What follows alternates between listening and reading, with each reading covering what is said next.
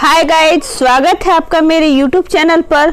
आज हम लोग क्लास 12th बायोलॉजी के अति महत्वपूर्ण 30 ऑब्जेक्टिव क्वेश्चन आंसर्स को पढ़ेंगे जो NCERT से लिए गए हैं। ये सिर्फ आपके बोर्ड एग्जाम के लिए ही नहीं बल्कि आने वाले दिनों में कॉम्पिटिटिव एग्जाम्स के लिए भी अति महत्वपूर्ण है। तो चलिए आज का क्लास शुरू करते हैं।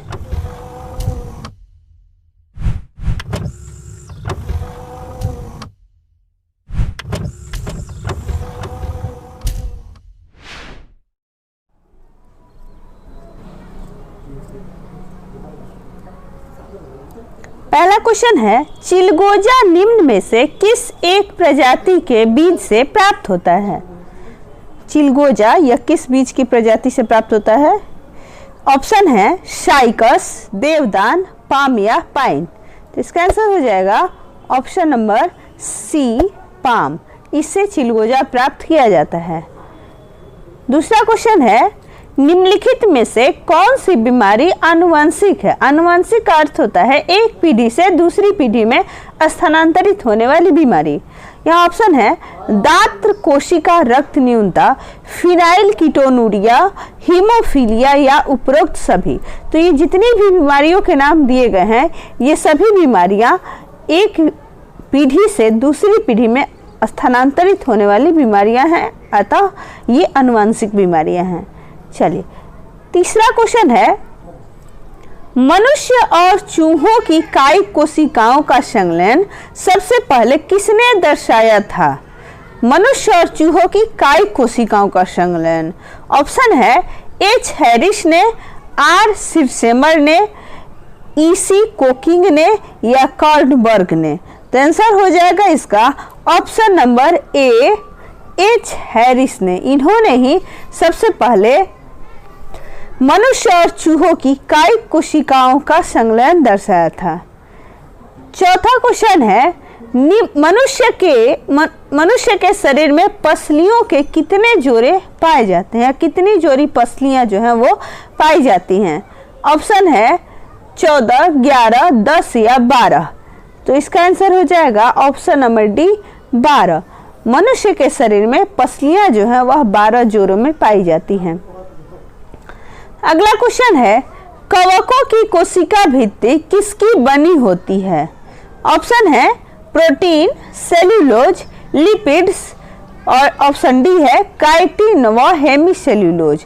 तो आंसर हो जाएगा इसका ऑप्शन नंबर डी, काइटिन व हेमीसेल्यूलोज की बनी होती है। कोशिका भित्ति का अर्थ होता है कोशिका के सबसे जो बाहरी आवरण होता है उसको कोशिका भित्ति कहा जाता है।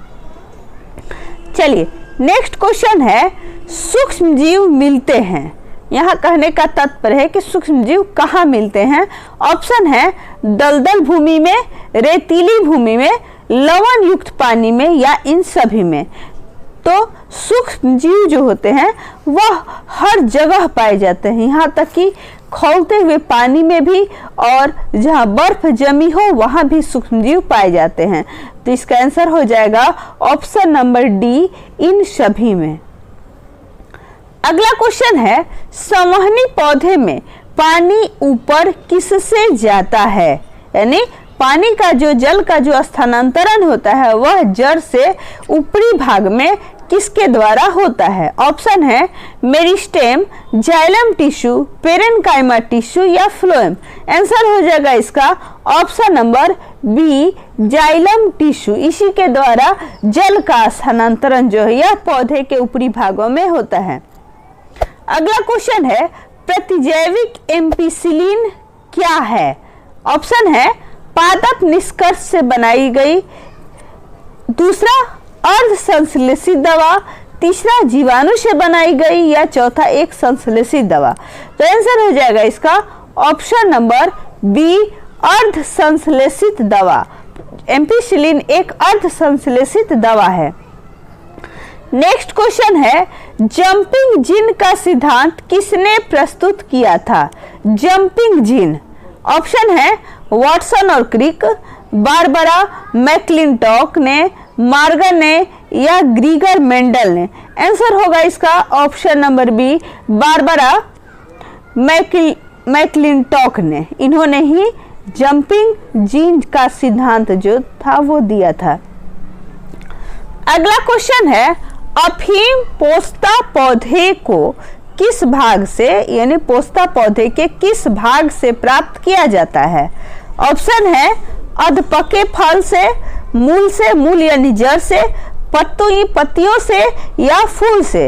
आंसर हो जाएगा इसका ऑप्शन नंबर ए, अर्धपके फल से प्राप्त किया जाता है। अफीम पोस्ता पौधे के अर्धपके फलों से प्राप्त किया जाता है।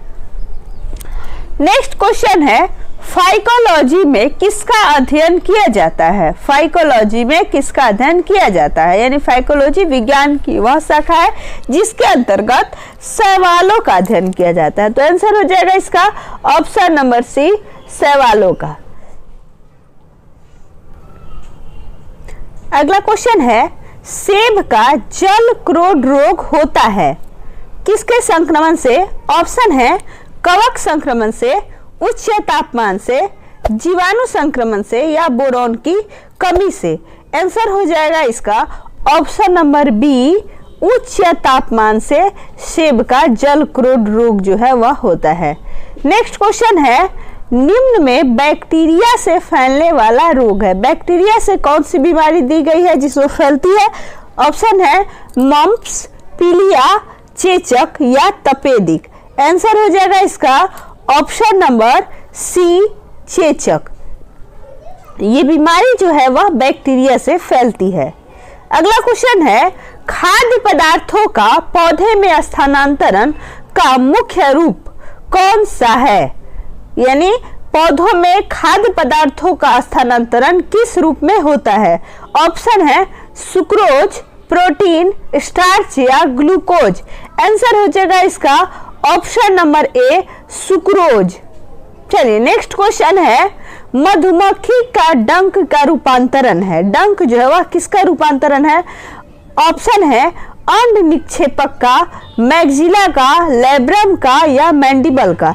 तो मधुमक्खी का जो मुंह का भाग है उसमें मैग्जिला, लेब्रम, मैंडिबल इत्यादि आते हैं। तो यह आंसर हो जाएगा ऑप्शन नंबर ए, अंड निक्षेपक। यह डंक का रूपांतरण है।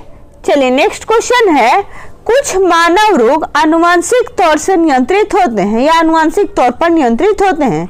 यह सबसे पहले किसने प्रमाणित किया था? किस वैज्ञानिक ने प्रमाणित किया था? ऑप्शन है वाटसन और क्रिक, विलियम बेटसन, ग्रीगर मेंडल या ए.ई. गैरॉड। तो आंसर हो जाएगा इसका ऑप्शन नंबर डी, ए.ई. गैरॉड। इन्होंने क्या किया था कि कुछ मानव रोगों में जो आनुवंशिक तौर पर जो नियंत्रित होते हैं उसके बारे में बताया था या इसको सिद्ध किया था ए.ई. गैरॉड ने। चलिए नेक्स्ट क्वेश्चन है, जो जीवाणु आकार में सबसे छोटे होते हैं क्या कहलाते हैं? जो मतलब सबसे छोटे आकार के जीवाणु को क्या कहते हैं? ऑप्शन है दंडाणु, स्पाइरुला, गोलाणु या वाइब्रियो। आंसर हो जाएगा ऑप्शन नंबर सी, गोलाणु। ये सबसे छोटे आकार में जीवाणु होते हैं। नेक्स्ट क्वेश्चन है, न्यूजीलैंड में पाया जाने वाला उड़नहीन पक्षी है। कौन सा पक्षी है जो न्यूजीलैंड में पाया जाता है और यह उड़ने में सक्षम नहीं होता? आंसर हो जाएगा इसका option number D, kiwi. Kiwi उड़ने में सक्षम नहीं होते। चलिए नेक्स्ट क्वेश्चन है, मांसपेशियों का अध्ययन करते हैं, यानी विज्ञान की किस शाखा के अंतर्गत मांसपेशियों का अध्ययन करते हैं? ऑप्शन है मायोलॉजी, माइकोलॉजी, मैस्ट्रोलॉजी या इनमें से कोई नहीं। तो आंसर हो जाएगा इसका ऑप्शन नंबर ए, मायोलॉजी, जिसके अंतर्गत मांसपेशियों का अध्ययन किया जाता है। नेक्स्ट क्वेश्चन है, केचुए में कितनी आंखें होती हैं? केचुआ आपने देखा होगा इधर उधर नम मिट्टी में ये पाए जाते हैं। तो केचुए में कितनी आंखें होती हैं? ऑप्शन है बहुत, एक, दो या कोई नेत्र नहीं। तो केचुए में दर्शनेंद्रियां होती हैं लेकिन आंखें नहीं होती। मतलब उसमें जब प्रकाश पड़ता है तो प्रकाश को महसूस करने की उसमें क्षमता होती है और हमेशा वह अंधेरे में रहना पसंद करता है। तो आंसर हो जाएगा इसका ऑप्शन नंबर डी, कोई नेत्र नहीं। केचुए में कोई नेत्र नहीं होता। अगला क्वेश्चन है टिबिया नामक हड्डी किसमें पाई जाती है? ऑप्शन है भुजा, मुंह, टांग या खुपड़ी। आंसर हो जाएगा इसका ऑप्शन नंबर सी, टांग। ये जोड़े भी होते हैं टिबिया और फिबुला। चलिए अगला क्वेश्चन है वह प्रक्रिया जिसके द्वारा मनुष्य श्वास ग्रहण करता है तथा छोड़ता है वह है, क्या कहते हैं उस प्रक्रिया को जिसके अंतर्गत श्वास ग्रहण करने और छोड़ने की दोनों क्रियाएं सम्मिलित होती हैं? ऑप्शन है प्रश्वास, निश्वासन, श्वासोच्छ्वास या श्वसन। आंसर हो जाएगा इसका ऑप्शन नंबर सी, श्वासोच्छ्वास। इसके अंतर्गत श्वास लेने की प्रक्रिया और छोड़ने अर्थात प्रश्वास और निश्वास को दोनों को मिलाकर हम श्वासोच्छ्वास कहते हैं। नेक्स्ट क्वेश्चन है मुर्गी के अंडे में कार्बोहाइड्रेट की मात्रा होती है, कितनी होती है? ऑप्शन है 0.0 ग्राम, 2.5 ग्राम, 0.5 ग्राम या 1.3 ग्राम। आंसर हो जाएगा इसका ऑप्शन नंबर ए, 0.0 ग्राम, यानी मुर्गी के अंडे में कार्बोहाइड्रेट नहीं होता। अगला क्वेश्चन है गोल्डन धान में सर्वाधिक मात्रा होती है, किस विटामिन की सर्वाधिक मात्रा होती है गोल्डन धान में? ऑप्शन है विटामिन सी की, विटामिन डी की, विटामिन बी की या विटामिन ए। आंसर हो जाएगा इसका option number D, vitamin A की। गोल्डन धान में विटामिन ए की सर्वाधिक मात्रा होती है। अगला क्वेश्चन है आधुनिक आनुवंशिकी का जनक माना जाता है, किसे माना जाता है आधुनिक आनुवंशिकी का जनक? ऑप्शन है विलियम बेटसन, कॉर्नबर्ग, वाटसन और क्रिक्स और ग्रीगर मेंडल। तो आधुनिक आनुवंशिकी का जनक ग्रीगर मेंडल को माना जाता है। जॉन ग्रीगर मेंडल जो है उनको आनुवंशिकी का जनक माना जाता है। चलिए नेक्स्ट क्वेश्चन है वह गुणसूत्र जो मनुष्यों में लिंग का निर्धारण करता है उसे लिंग गुणसूत्र कहते हैं। अन्य गुणसूत्रों को क्या कहते हैं, यानी अन्य क्रोमोसोम्स को क्या कहते हैं? ऑप्शन है विषम सूत्र, अलिंग सूत्र, बहुसूत्र या स्पेरोजोम। आंसर हो जाएगा इसका ऑप्शन नंबर बी, अलिंग सूत्र। नेक्स्ट क्वेश्चन है वनस्पति विज्ञान की वह शाखा जिसके अंतर्गत कवकों का अध्ययन किया जाता है। कवक या फंजाई जो होते हैं उनका अध्ययन किया जाता है। ऑप्शन है फिनोलॉजी, पोमोलॉजी, माइकोलॉजी या एगेस्ट्रोलॉजी। आंसर हो जाएगा इसका ऑप्शन नंबर सी, माइकोलॉजी, जिसके अंतर्गत कवकों का अध्ययन किया जाता है।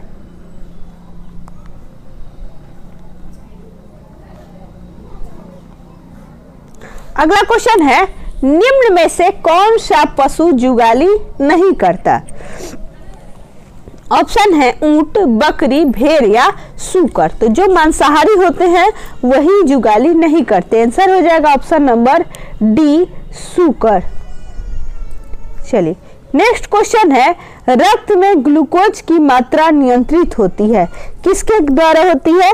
ऑप्शन है ग्लूकागन के कारण, गैस्ट्रिन के कारण, सोमैटोस्टेरिन के कारण या इंसुलिन के कारण। तो रक्त में ग्लूकोज की जो मात्रा है वह इंसुलिन नामक हार्मोन के द्वारा नियंत्रित होती है। नेक्स्ट क्वेश्चन है मूलांकुर से विकसित होने वाली जड़ें क्या कहलाती हैं? मूलांकुर से जो जड़ें विकसित होती हैं उनको क्या कहते हैं? ऑप्शन है तंतुमय मूल, मूसला जड़ें, श्वसन मूल या अपस्थानिक मूल। आंसर हो जाएगा इसका ऑप्शन नंबर बी, मूसला जड़ें।